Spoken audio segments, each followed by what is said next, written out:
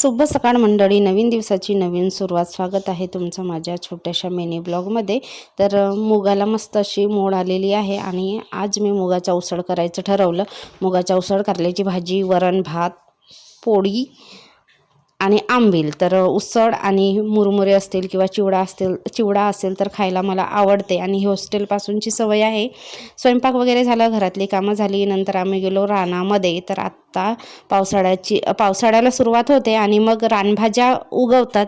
तर आमच्या भागामध्ये सुद्धा वेगवेगळ्या प्रकारच्या रानभाज्या असतात आणि आवडीने खाल्ले जातात.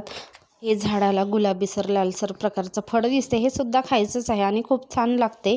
जसं आपण लिची खातो ना त्या पद्धतीचं आहे. आतमधलं गर खायचं आणि वरचं जे असते आवरण ते फेकून द्यायचं. आणि हे मुरड शेंगाचं झाड आहे, तर आमच्याकडे याला म्हणतात अटईचं झाड.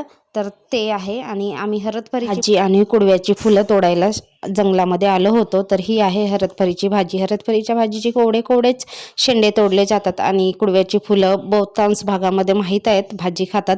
पण हरतभरीची भाजी तेवढं माहिती नाही, पण आमच्या विदर्भामध्ये आवडीने खातात. शहरात सुद्धा विकायला असतात. तर हे आहे फुलं जंगलामध्ये पहिल्यांदाच रुद्रांश आला आहे.